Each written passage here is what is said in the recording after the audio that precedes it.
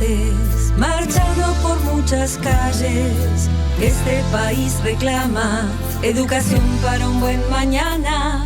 Unidos y embanderados, defendiendo nuestra esperanza. Docentes argentinos, conquistando nuestro destino. Maestro que marcha y canta, enseña, resiste y sueña. La escuela es nuestra bandera, la lucha fiel compañera. La ira, ira, ira, la ira, ira, la ira. La escuela es necesaria para la gente de mi barrio, educación para los pibes que sueñan con progresar. En una escuela pública donde no hay que pagar por un derecho nuestro que ganamos tiempo atrás. Juntos nos organizamos y en la calle marchamos, uniendo la fuerza, defendiendo nuestro sueño. Aquí no hay retroceso, educación para el progreso. De bandera nuestra escuela, que lucha y compañera. Maestro que marcha y canta, enseña, resiste y sueña. La escuela es nuestra bandera, la lucha fiel compañera. Maestro que marcha y canta, enseña, resiste y sueña. La escuela es nuestra bandera, la lucha fiel compañera. La ira, ira, ira, la ira, ira, la ira, la ira, ira, ira, la ira, ira, la ira.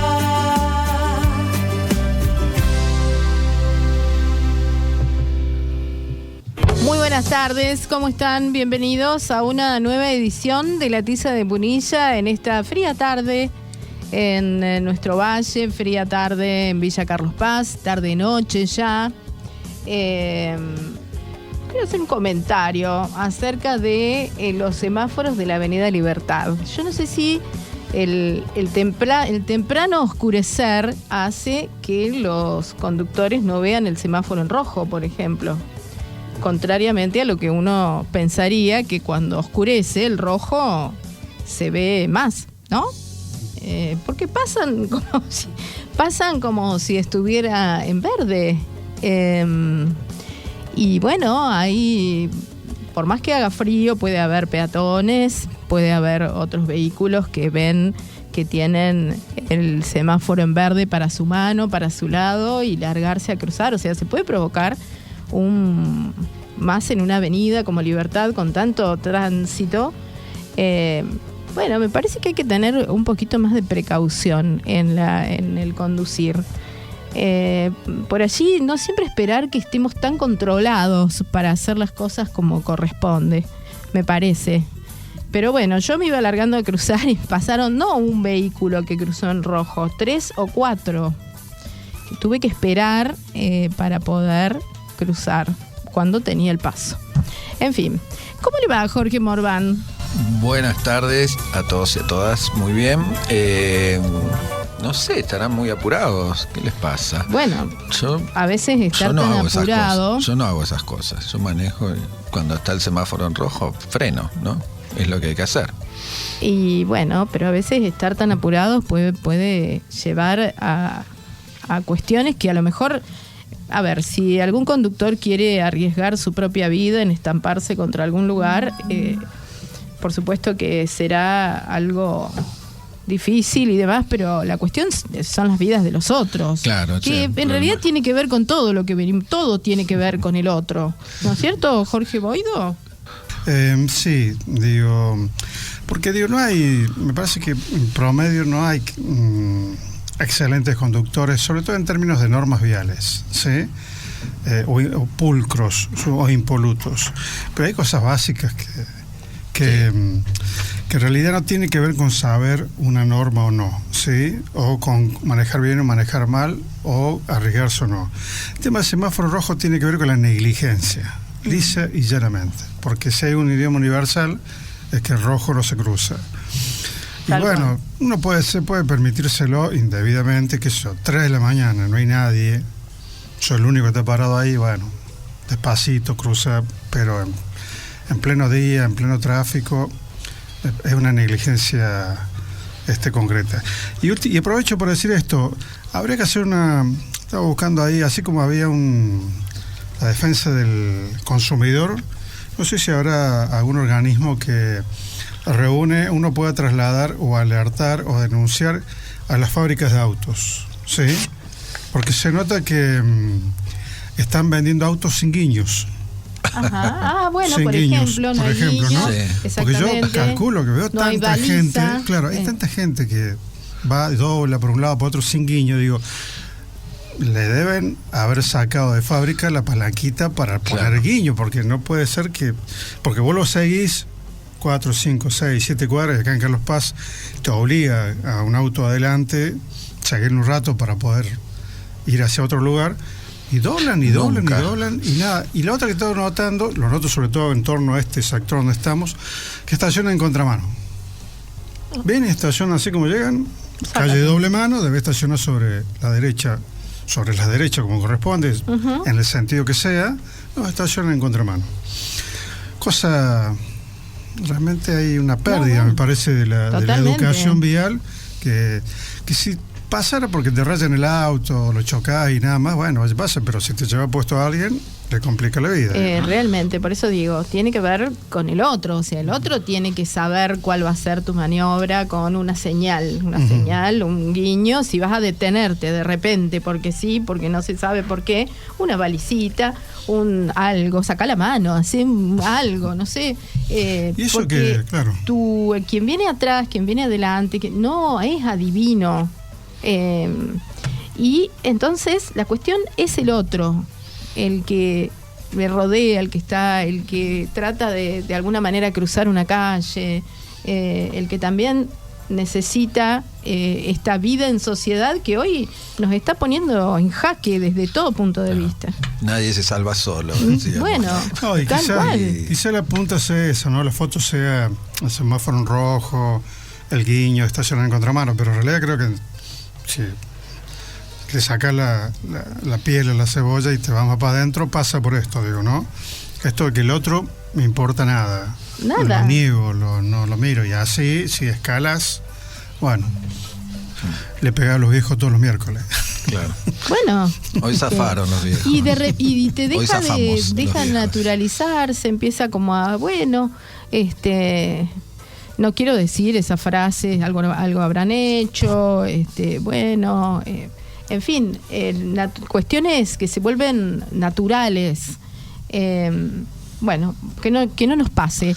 Hoy queremos justamente tocar teniendo en cuenta que vamos a ir haciendo nuestra comunicación, porque nuestra primera nota tiene que ver con personalidades de nuestra historia que justamente decidieron que no daba lo mismo. Ser o no ser, estar o no estar, ser libre o no ser libre, identificarse con algún valor o no, y pusieron allí en afirmar esto de manera tan concreta, tan efectiva, que pusieron todo el cuerpo, pusieron toda su vida. Bueno. Sí, estamos en una semana donde se conmemoran dos hechos muy importantes o dos próceres muy importantes, pero también estamos en el mes de la reforma universitaria, ¿no? Otro que hace más de 100 años, ¿no? Una generación de estudiantes que alzó la voz contra una universidad cerrada, elitista y autoritaria. O sea que mucho para decir, ¿no? En este junio.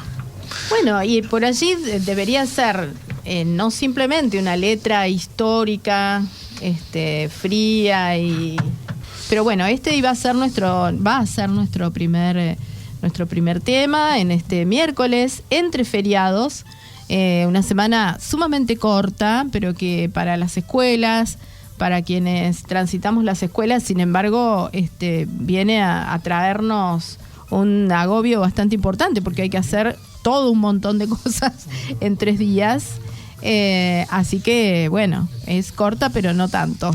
Hay mucho para hacer. Estamos justamente terminando ya un mes que nos pone frente a lo que son exámenes de medio tiempo en la escuela media, en la escuela secundaria, con todo lo que implica eso para nuestros estudiantes. Estamos también llevando adelante, un nuevo régimen académico que para algunas escuelas significa una prueba, un ensayo que hacemos por primera vez, mientras que otros ya de alguna manera venían practicando.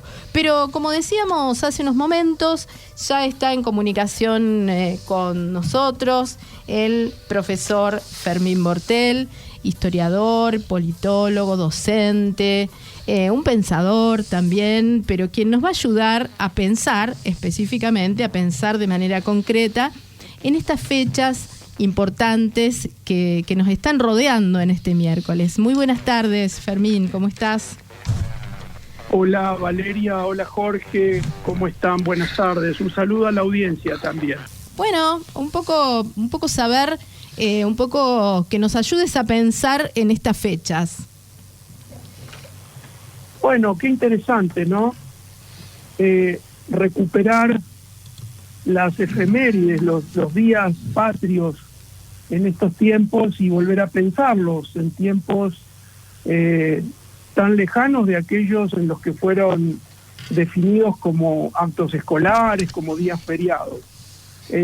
Interesante en el sentido de poder pensar que estas celebraciones, tanto el aniversario del fallecimiento de Güemes como el de Belgrano en el caso de la bandera, son de alguna manera intentos por recuperar una idea de nación y sobre todo una identidad, ¿no? Los feriados, las fiestas patrias fueron establecidas en el siglo XIX, precisamente con la intención de establecer una pedagogía de la nación o para la nación que unificara, que nos hiciera sentir parte, que nos diera una identidad, ¿no? Y sobre estas fechas se construyeron, toda una serie de dispositivos, empezando por la constitución de la efeméride en torno a personajes de la historia argentina, ¿no? En este caso hablamos de Belgrano y hablamos de Güemes, reconocidos por su participación en el proceso de independencia, en las guerras de independencia, en momentos en que la Argentina no existía y tampoco la nación argentina existía. Entonces fueron tomados como modelos, como próceres, para integrar este panteón nacional, digamos, estos muertos sagrados, como modelos de ciudadanos argentinos, ¿no? Esto es la labor de Bartolomé Mitre, que es el historiador clásico de la nación argentina, el primero que va a recuperar a estos próceres para la construcción de este panteón. Empieza desde allí y llega hasta nuestros días, ¿no? Con distintas variantes, distintos enfoques. Los actos escolares después tuvieron formatos específicos también para esto.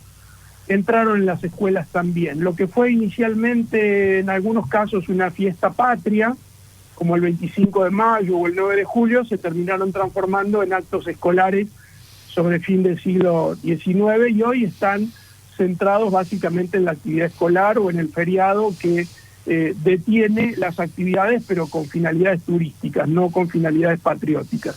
Es verdad, totalmente. Y cada vez más, porque se van corriendo de su fecha original, digamos. Se acomodan dentro del calendario, de acuerdo a cómo van a conformar el fin de semana largo y demás. Con respecto a estas figuras, estos próceres, ¿continúan teniendo valor, riqueza, profundidad para estar presentes en un acto escolar, en un acto de enseñanza quizás? La presencia de estos personajes es compleja porque remite a un tiempo que normalmente no se tiene en cuenta, ¿no? Fíjense que en primer lugar a mí lo que me llama la atención es que el recordatorio es el día de la muerte, ¿no? Podría haber sido el día del nacimiento. A veces me parece que hay una especie de necrofilia en nuestra historia, ¿no? que los pone en el lugar de la muerte, bueno, con un sentido de trascendencia, el paso a la inmortalidad, etcétera, pero que entonces ya empieza con una recordación con un sentido muy específico. Por otro lado, lo que a mí me parece interesante es que la puesta del personaje en el centro de la recordación olvida los contextos históricos y sobre todo las luchas de las cuales ellos fueron parte, ¿no? Porque en el caso de Güemes, por ejemplo, es el primer guerrillero que tenemos en Argentina, ¿no? Entonces, bueno, ¿cuál es el sentido que le atribuimos hoy a la palabra guerrillero? En el caso de Belgrano fue en algún sentido un personaje que dio la espalda a su propia clase social, a sus propios orígenes, ¿no? Para transformarse en un revolucionario, sin llegar a ver siquiera prácticamente la constitución del Estado argentino. Entonces, la presencia de estos personajes obtura, ¿no? Impide ver las luchas de las que fueron parte, ¿no? En primer lugar. Son personajes modélicos, pero están tan llenos de bronce que a veces es difícil para la sociedad o para los estudiantes que son parte de estas efemérides puedan, digamos, comprender y apropiárselos como tales. No, en realidad hemos intentado muchas veces ponerlos en la dimensión de seres humanos reales, de carne y hueso, sacarles el bronce de las venas para ponerlos en situación del hombre común, ¿no? Eso hemos intentado hacer muchas veces para que se entienda que en cada tiempo histórico los ciudadanos, cuando tomamos decisiones, estamos haciendo una contribución en un sentido o en otro al mundo político, ¿no?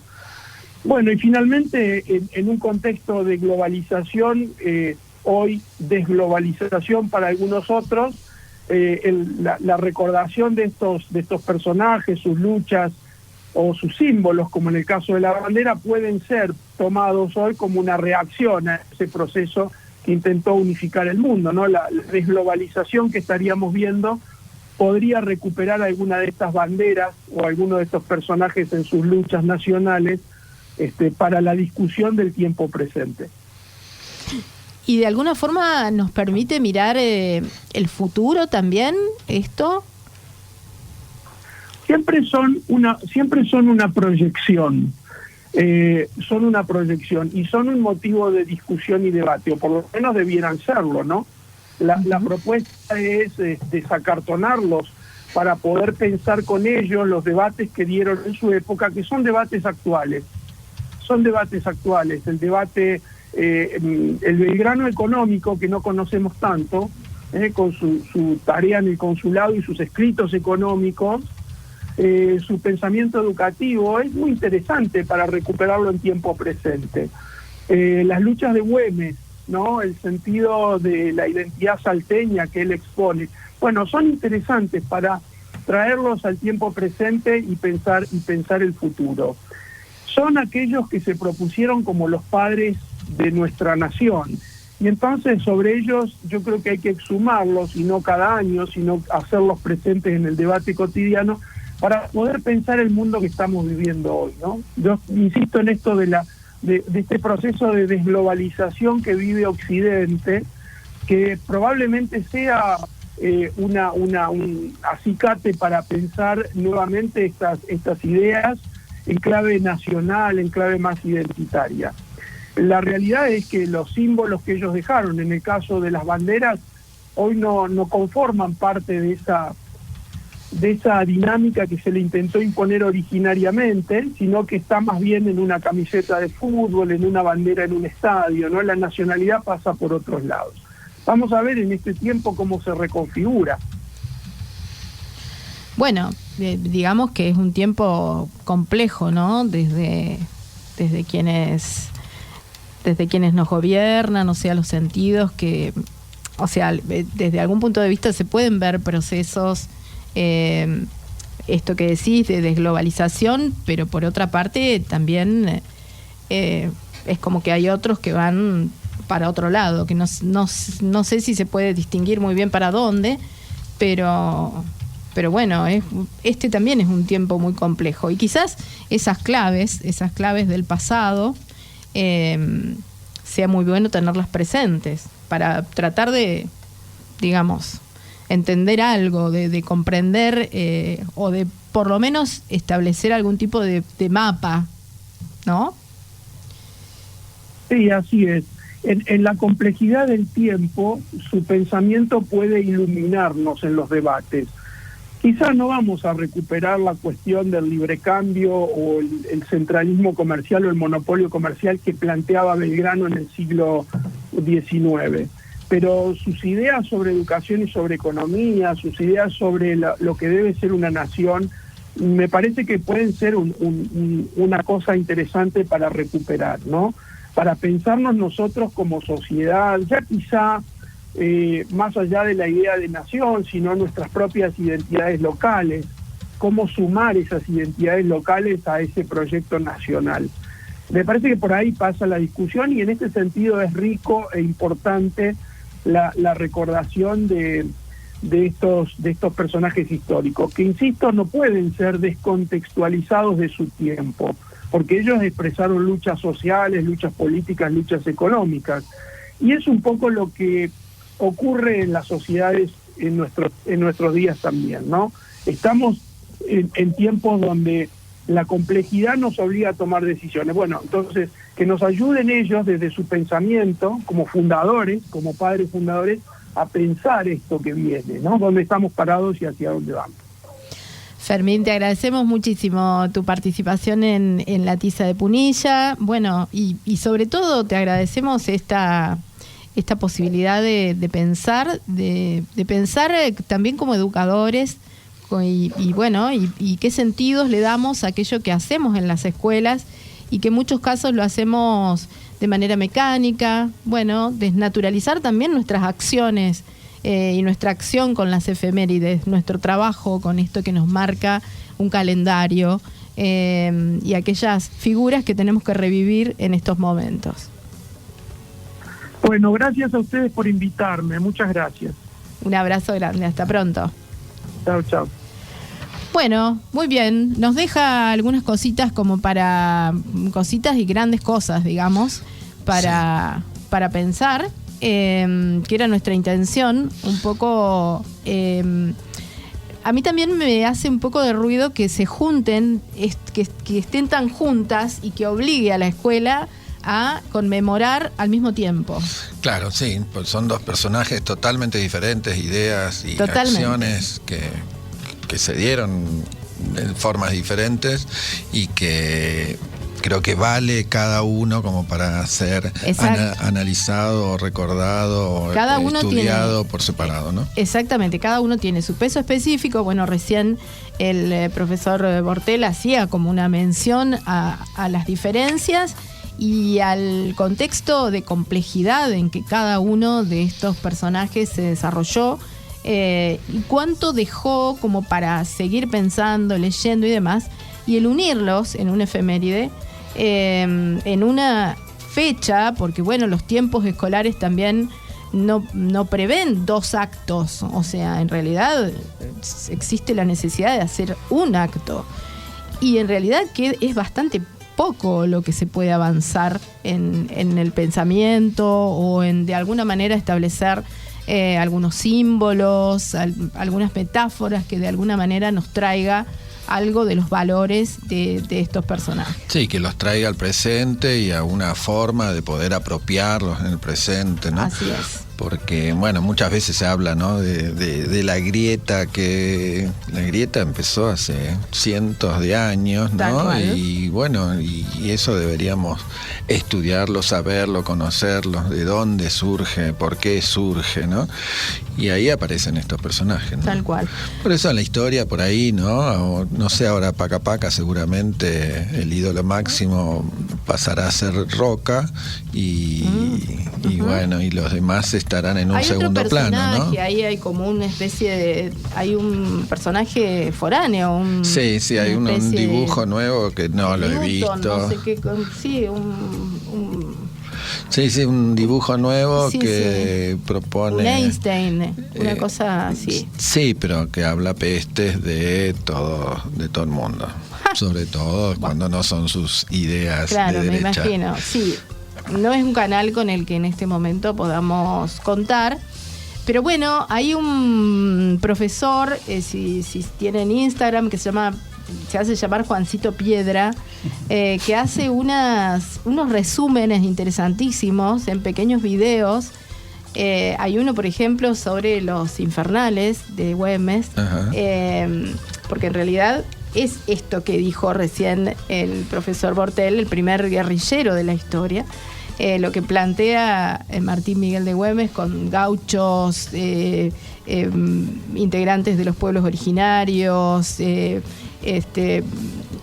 vaqueanos y quienes lo rodeaban, son acciones de guerrilla, pero con una estrategia impresionante. Bueno, su grupo se llamaban Los Infernales, vestidos de rojo, con distintos signos, y tenían ciertas estrategias, ciertas acciones de entrada y salida interesantísimas, y que luego son recuperadas en la guerra tradicional, digamos, como acciones de escamoteo, de ocultación, de, digamos, sacar los recursos de alimentación para los grupos que venían a asentarse en distintos lugares. Bueno, interesantísimo para conocer un poco más. Y también integraban Los Infernales un grupo de mujeres,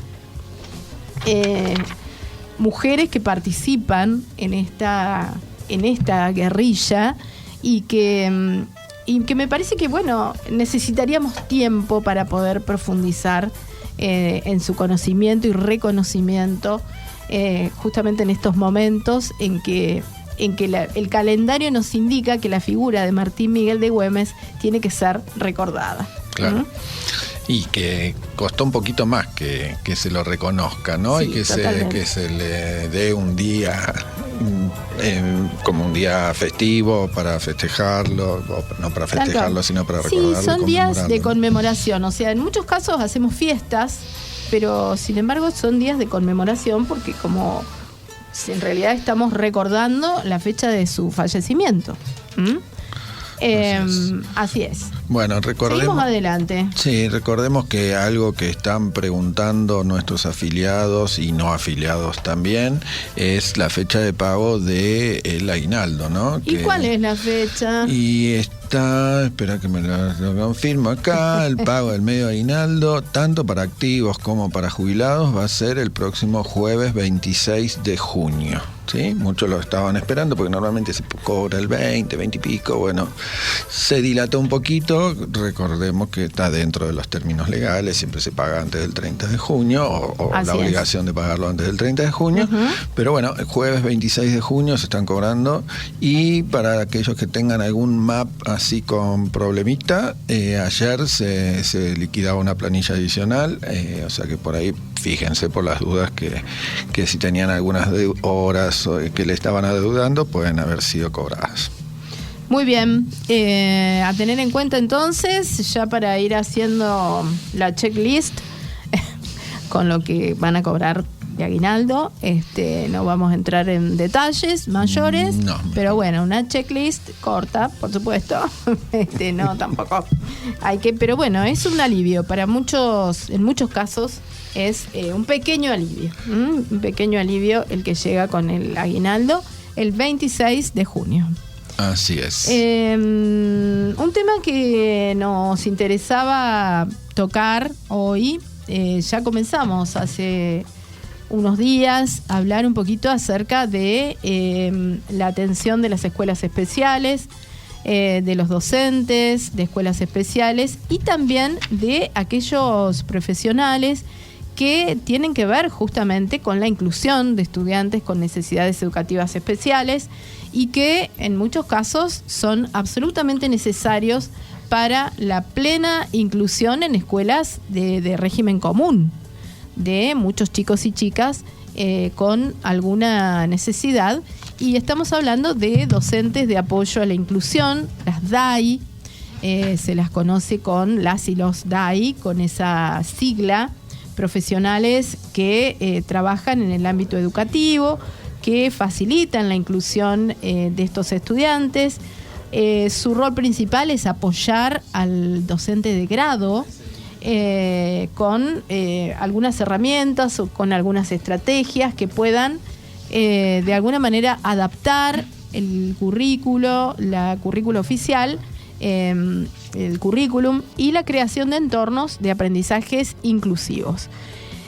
En este último tiempo, desde hace ya unos cuantos años, la figura de la DAI, del DAI, era una figura bastante común y necesaria dentro del panorama de las escuelas, cuando comenzó todo un proceso de inclusión de estudiantes con necesidades educativas especiales en la escuela común. Significó un apoyo importantísimo, tanto para el estudiante, la estudiante, el niño, la niña de escuela primaria, quizás la escuela secundaria. Por allí las DAI no trabajan específicamente en la escuela, pero sí hacen apoyo de estos chicos y chicas, quizás de manera hogareña o con trabajos sobre la adaptación del currículum, pero en este momento están atravesando una situación difícil, ¿verdad, Jorge? Ahí estoy. Creo que veníamos hablando en programas anteriores con la responsable del Mariel Lidis y demás temas que tienen que ver con estos recortes en el área de discapacidad. Realmente queríamos hablar con alguien que esté trabajando como docente de apoyo a la inclusión, porque no sabemos si eso también está afectando su trabajo como docente, y para eso, bueno, la tenemos a Cecilia Boscariol, que es docente de apoyo a la inclusión en la Escuela Especial de Cosquín. Hola Cecilia, ¿cómo estás? Cecilia, buenas tardes. Hola, buenas tardes, ¿cómo están? Muy bien, todo bien. Y bueno, veníamos hablando un poco de la problemática esta que hay con, digamos, bueno, entre otros problemas que tenemos en la educación, pero en el área de discapacidad, por una desfinanciación, por una reducción de los presupuestos. No sé si eso está afectando en el trabajo que ustedes están haciendo. Totalmente. En discapacidad, emergencias urgentes, tanto a nivel estatal como a nivel privado. Uh-huh. Si hablamos de estatal, formo parte del equipo técnico de la Escuela Especial de Cosquín. La demanda de procesos de inclusión ha aumentado y solamente la escuela cuenta con 4 cargos de DAI, de docentes de apoyo a la inclusión, para 20 instituciones, más de 20 instituciones, 3 niveles, inicial, primario y secundario, y los 2 turnos. Entonces, pese a haber pedido que se habiliten más cargos de DAI, no va a suceder. Entonces, bueno, es como que la demanda aumenta, pero el recurso humano sigue siendo el mismo. Y vos hablás de instituciones, ¿de cuántos chicos, de cuántas personas estamos hablando? O sea, por DAI, o sea, me suena que son un montón, ¿no? Y yo personalmente tengo 4 instituciones y ahora actualmente tengo 24 chicos a cargo, y que son casos que vienen desde el año pasado y de años anteriores, y todavía no ingresan los pedidos de inclusión de este año 2025. Entonces, imagínense el nivel de saturación que hay a nivel estatal. Claro.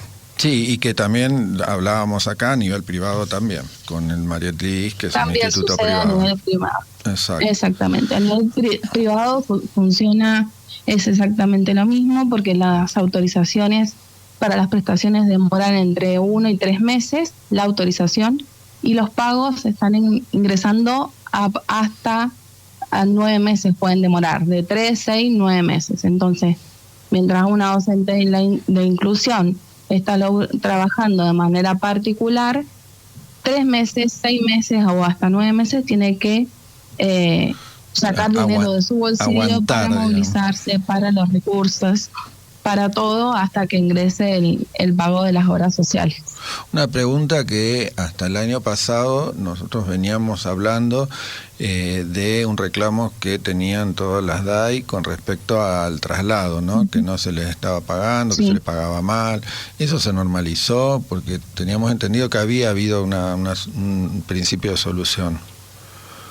Bien, a nivel estatal tenemos una tarjeta que nos habilita 2 pasajes por día, siendo que hay DAI que visitan hasta 3 escuelas por día. Claro. Entonces, no es suficiente. No es suficiente, no está cubriendo. Para movilidad. Claro. Exactamente. Y algo que quiero hablar de la gestión privada, digamos, el nomenclador nacional, este 2025 no ha tenido aumentos, y el año pasado, en septiembre y octubre, tuvo 1% de aumento, en noviembre un 0,8% y en diciembre un 0,5%. Entonces, desde ahí el desfasaje en lo económico en relación con la inflación que tenemos. ¿Tenés una idea de cuánto está el porcentaje de atraso en esos aranceles? ¿Más o menos? No te sabría decir, pero bueno, si estábamos hablando de 6 meses. Los últimos 4 meses, claro, los últimos 4 meses el aumento fue del 2% y del año pasado, y este año hasta la actualidad no tenemos aumento. Sí, es un montón, es y que tampoco creo que hayan estado muy por encima de los aumentos anteriores, ¿no? O sea, que siempre deben haber venido ahí Totalmente. Y eso, bueno, eso lo de los aranceles, o sea, pues ustedes tienen un sueldo del Estado, ¿no? En el caso de las docentes de ahí, les paga el gobierno provincial. ¿Sí? Trabajando en la institución estatal, sí. Sí. Y después, ¿dependen de algún tipo de, no sé, de asistencia adicional?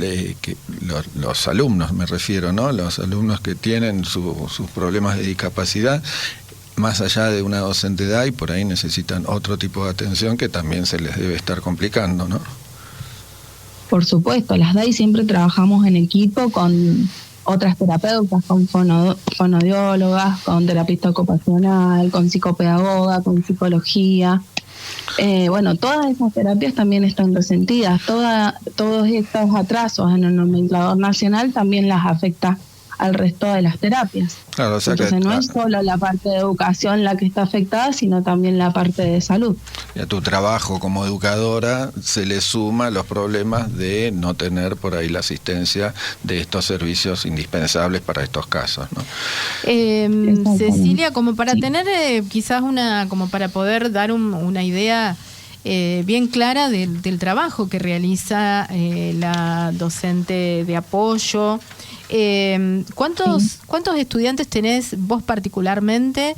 ¿Cuántos chicos y chicas estás, digamos, siguiendo, apoyando?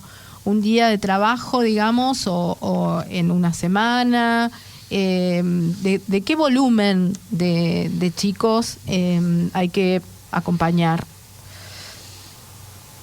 Estoy acompañando 24 estudiantes en 4 instituciones distintas en 2 turnos diferentes. Es tremendo, es una cantidad. Cabe aclarar que la Escuela de Reyes Contreras tienen una cobertura de zona que va desde Cosquín hasta Siquiman, incluyendo San Roque. Ajá. Entonces toda esa cobertura con mis otras 3 compañeras de DAI cubrimos, ¿sí? Primarias, secundarias y niveles iniciales. Sí, bueno, es un volumen de trabajo realmente y una necesidad real, ¿no? Porque creo que estamos hablando de 24 personitas que tienen la necesidad de este acompañamiento como para poder aprender, digamos, para poder seguir. 24 personas y 24 familias que Exacto. necesitan de asesoramiento, de acompañamiento, de una estructura del Estado que acompañe y que sostenga. La verdad es que es una situación, como decías al principio, una situación muy grave, muy seria. Un vaciamiento, un desconocimiento además. El no reconocer todo un trabajo que tiene bueno, que ya estaba con una estructura de mucho tiempo, de muchos años. Sí, la verdad es que cuando se habla de inclusión parece un eslogan muy lindo, pero la inclusión es una práctica que requiere recursos económicos y recursos humanos. Entonces, y eso se tiene que sostener con políticas educativas, y las políticas educativas van más allá de las banderas de cada política, ¿no? Son cuestiones de políticas que no se deben modificar, al contrario, se deberían mejorar. Sí, pero totalmente. ¿Tienen ustedes realizada alguna presentación de manera particular, especial? ¿Están haciendo algún seguimiento de reclamos, por supuesto, más allá de reclamos generales, pero algo que digamos, ustedes de alguna forma impulsen como para, junto con las familias, porque este es un reclamo, como decías recién, que implica a toda una comunidad con esta necesidad? La verdad es que a principio de mes, en junio, hubo una marcha por emergencia de discapacidad que fue a nivel nacional, y muchas familias se reunieron en la Plaza de Cosquín y caminamos por la calle principal. Esa sería como el gran reclamo, que no tan solo fuimos profesionales, sino también muchas familias y muchos usuarios y personas con discapacidad que son beneficiarios de este servicio. Bien, la verdad que te agradecemos, quedamos a disposición de lo que pueda surgir como para difundir, para reclamar desde acá, desde nuestro lado, desde lo gremial y desde la radio, y bueno, te agradecemos la presencia, Cecilia, en nuestro programa. Gracias a ustedes por dar el espacio y por visibilizar esta realidad. Un abrazo grande. Hasta luego, gracias. Hasta luego. Gracias, hasta luego. Bueno, siempre que hacemos estas notas, es importante recalcar que estamos hablando de un sector de nuestra sociedad muy vulnerable, quizás uno de los más vulnerables. Quienes, bueno, si recurrimos a la literatura del pasado, estamos hablando de personas que estuvieron mucho tiempo ocultas porque no se sabía qué hacer con ellas. Y lograr su inclusión significó también todo un proceso de desocultamiento que avanzó muy lentamente, porque también tenía que ver esto con que la sociedad, desde el punto de vista físico, o sea, el tener adaptación en calles, en veredas, en la posibilidad de que circulen como cualquier persona, rampas para acceder a negocios. Fue muchísimo tiempo, un desarrollo que aún tenía mucho por delante. ¿Y esto es qué es esto? Esto es un parate en todas las medidas que tienen que ver con un cuidado de las personas con algún tipo de discapacidad y de un cuidado a sus familias para que puedan atender correctamente a estas personas, como estamos viendo en descuido de la educación, descuido en la salud, en Garrahan y en la mayoría de los hospitales, ¿no? Lamentablemente. Es el Estado que tiene que estar presente y que no podemos aceptar que un secretario, no sé, de minoridad, de discapacidad, no sé cuál es el cargo que tiene, le diga a la familia, al familiar de un chico, a la madre de un chico con autismo, que el Estado no tiene la culpa de que ella tenga un chico con autismo. Vamos a escuchar un poco de música, Jorge, ¿te parece? Paola Bernal. Bueno, sí, muy bien.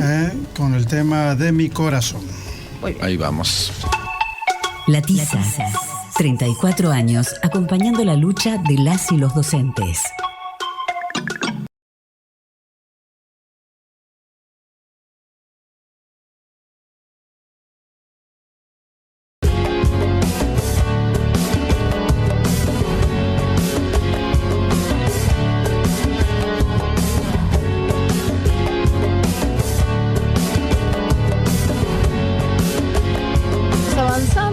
en este nuestro programa de la tarde, de la noche, frío en nuestra ciudad, frío en el Valle de Punilla. Y hace varios días que queríamos, tener la oportunidad de dialogar con docentes que estuvieron presentando un libro y que lo siguen presentando, porque en realidad está haciendo todo un recorrido esta publicación que tiene como protagonistas a docentes jubiladas de la Escuela Carán de Carro de Villa Carlos Paz, entre ellas Ana Estura, Susana Galieri, Mónica Gerena y Claudia Zulberti. Y este libro, esta publicación se llama Nos sentimos escuela. Y por supuesto tiene que ver con el IPEM 190, doctor Pedro Carán de Carro, pero para conversar un poco sobre los sentidos de esta publicación que podemos encontrar allí, como para contribuir también a la presentación y para ir un poquito más allá y aventurarnos a su lectura. Ya está en comunicación con nosotros Ana Estura, una de las escritoras. Ana, muy buenas tardes, ¿cómo estás? Buenas tardes, casi no la escucho. A ver si podemos, ¿ahí me escuchás un poquito mejor? Ahora sí. Vamos a tratar de subir un poquito el micrófono, un segundito que ahí estamos el retorno para que me puedas escuchar. Bueno, Ana, queremos conocer en principio cómo fue la preparación de este texto, de qué va, qué vamos a encontrar allí. Bueno, mira, nosotros... Podés tutearme porque yo lo voy a hacer, Ana. Bueno, cómo no. Mira, nosotros no somos un grupo de, por supuesto, de colegas que hemos trabajado en conjunto en la escuela. Somos de distintas vertientes científicas, de distintas disciplinas, las cuatro completamente distintas, pero hemos trabajado en conjunto colaborativamente y de allí se generó una amistad y nos hemos seguido juntando y de esa manera siempre recordamos, estaba siempre en el centro de nuestras conversaciones la educación, la escuela, los alumnos, los recuerdos y hasta que un día Susana dice, podemos hacer una obra de teatro con todo esto y después eran tantas cosas las que escribimos que ya se transformó en un libro. Lo hicimos con mucho gusto, con una colaboración tan sencilla pero completa, ninguna queriendo sobresalir sobre la otra, es decir, un trabajo totalmente en conjunto, para decir, yo he hecho algunos otros trabajos también, como casi todas las del grupo, y es difícil realizar una redacción común entre 4 personas, pero nosotros en nuestro respeto y mutuo y colaboración mutua y priorizar el libro y no las ideas personales, logramos hacerlo. Eso es una cosa que para mí es muy destacable y para el conjunto también, para el grupo de compañeras.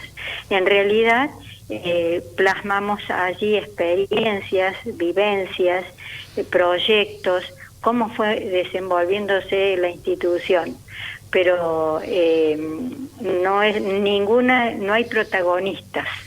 Los protagonistas son los hechos.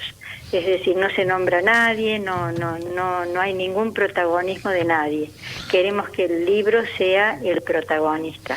Claro, pero nosotros somos unas transmisoras, en cierta manera, de los sucesos y de cómo se vivió, y desde nuestra perspectiva y nuestros sentimientos y nuestras reflexiones lo plasmamos allí. Y me decía recién, cuando las presentaban, que las 4 están jubiladas, ¿no? No, estamos 3 jubiladas. 3 jubiladas. Una de ellas, Mónica, no está jubilada porque en este momento está en una tarea, en una tarea que no está en la escuela, pero es una tarea docente. Claro, sin estar frente a alumnos. Sí, está en un frente a alumnos, pero está con una gran responsabilidad, claro, sobre la tarea que está haciendo. ¿Y cambió mucho en el transcurso de los años estos sentimientos de la escuela? Nosotros, al plasmar esto acá en este libro, si bien es cierto que es la cuestión es sobre la Carande, porque es donde nosotros dimos tantos años clase, pero es como, digamos, pintar un poco la escuela pública. Esta es la primera escuela pública de Carlos Paz. Entonces tratamos de decir, el que vaya a estar leyendo este libro es muy probable que se encuentre en alguna página, ya sea alumno, ya haya sido porque haya sido alumno, ya sea por ser docente o funcionario de la gestión, se va a encontrar. Y las escuelas van cambiando, indudablemente. Van cambiando los tiempos históricos, van cambiando las sociedades, y la escuela, que es un elemento social, cultural, también va cambiando. Nosotros acá también, en nuestras reflexiones, nosotros al hacer esto, profundizamos algo que ya veníamos haciendo como nuestra tarea durante nuestra tarea docente, que es reflexionar sobre la propia tarea. Pero ahora tuvimos más tiempo y más espacios para hacerlo en la mente y en la conversación. Entonces fuimos analizando un poco lo que es la educación, lo que es la tarea docente, la importancia de la escuela y la educación y la escuela como pilar de la cultura de un pueblo, de cualquier pueblo y de nuestro pueblo, en este caso del pueblo argentino. Pero bueno, a partir de nuestra propia experiencia. De hecho, hay muchas cosas que cambiaron. Yo ya tengo 73 años, desde que iba al secundario hasta ahora, imagínate todo lo que pasó. Claro que sí. Ana, ¿cuánto tiempo demandó la escritura de este libro? Nosotros primero tuvimos como 2 etapas. Primero escribimos cada una, lo que cada una fue recordando, más allá de conversarlo, y después lo compaginamos. En total llevamos 2 años. Bien. Pero digamos 2 años, incluso incluyendo ahora el tema porque todo lo que es edición, que para nosotros es ha sido totalmente nuevo, porque no somos escritores de libros, sino escritores de ensayos o cosas, pero digamos sin publicación. Nos llevó mucho tiempo también, es decir, nosotros toda la cuestión la terminamos más o menos para noviembre del año pasado, y desde allí en adelante tuvimos toda una parte que es prepararla para la edición. Claro. Entonces eso nos llevó también bastante tiempo. Ana, ¿querés recordarnos cuáles son los espacios curriculares a los que estarían correspondiendo cada una de las cómo autoras? No, mira, nosotros tenemos a Claudia Sulberti, que es del área de matemáticas, física y después Mónica Gerena, que es del área de la biología, de ciencias naturales.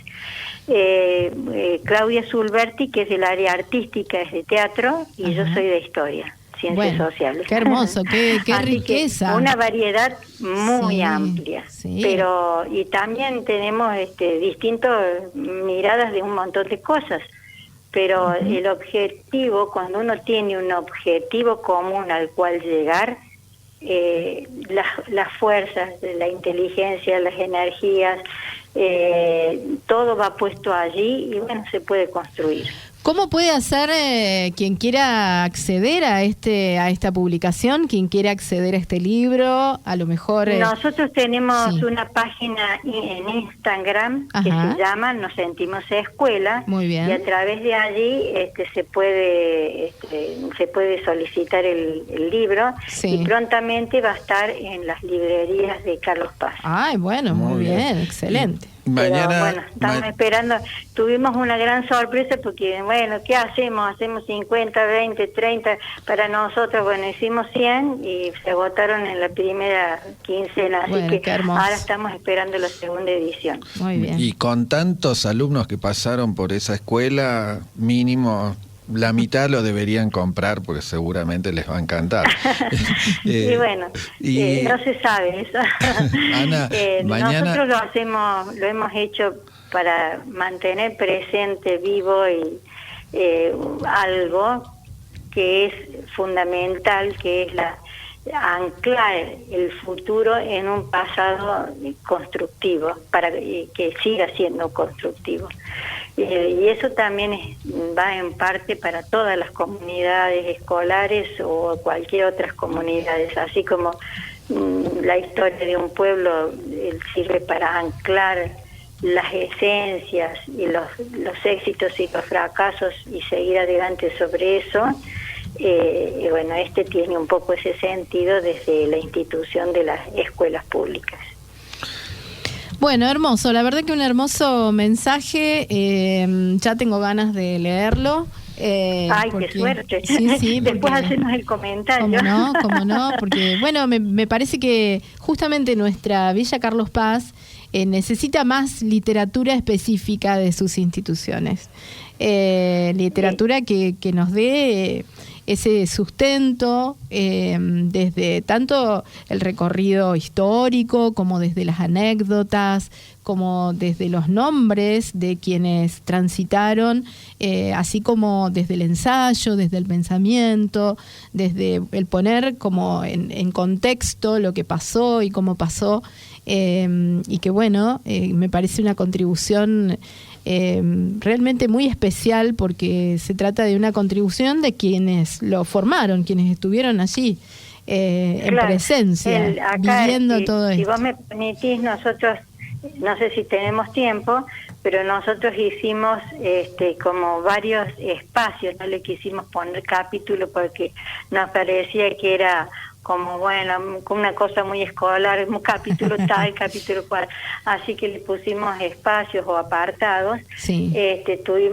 Pusimos una parte del apartado que es un poco la historia de la escuela, después otro apartado que es la lucha de 40 años por la escuela pública y el edificio, que para nosotros es un problema que atravesó desde el inicio hasta ahora, a pesar de que hubo una donación de una casa y de fondos de una familia de Carlos Paz para la construcción de la escuela. Como la provincia siempre demora tanto, entonces tuvimos ese problema, todavía no está resuelto.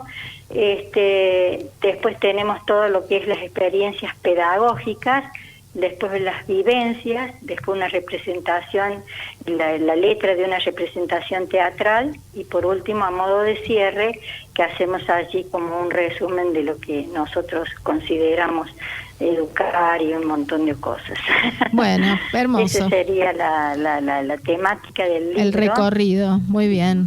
El recorrido, por eso digo que en definitiva tenemos como también una fortaleza ahí de haber luchado por la escuela pública La Carán de Carro en la comunidad de Carlos Paz, pero que no significa que eso queda centrado y chiquitito ahí en una sola localidad, porque como es esa, muchas escuelas públicas del país han estado, están y se estarán en la misma lucha.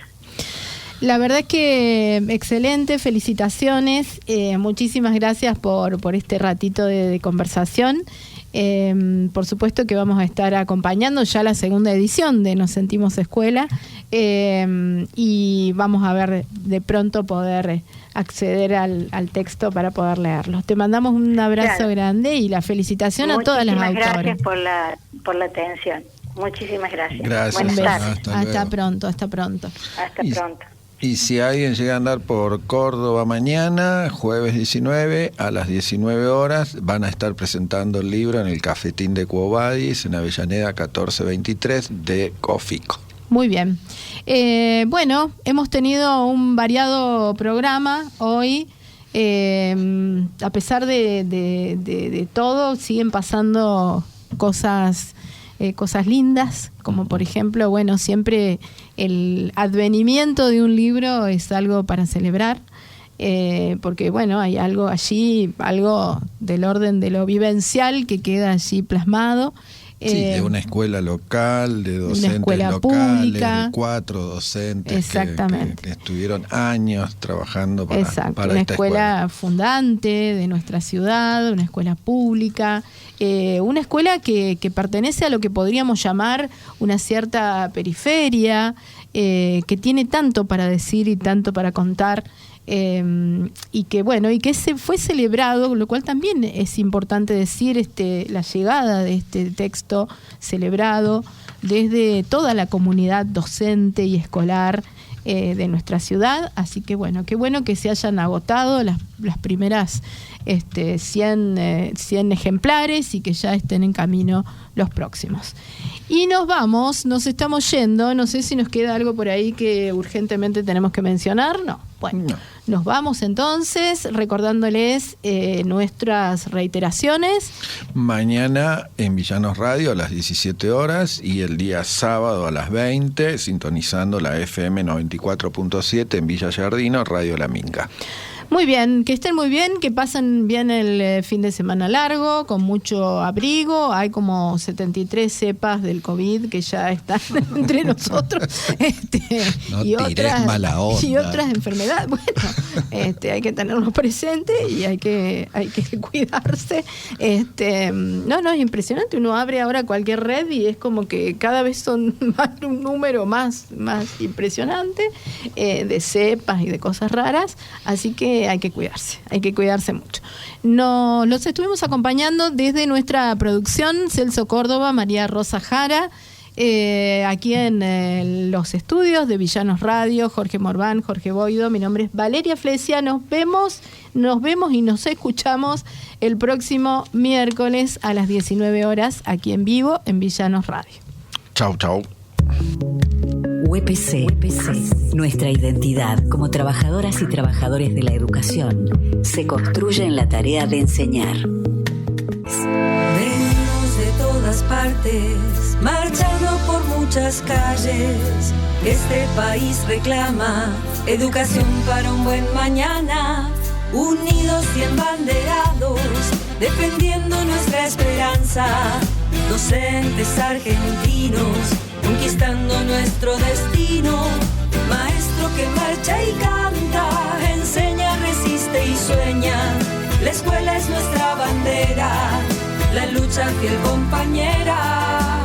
La ira, ira, ira, la ira, ira, la ira.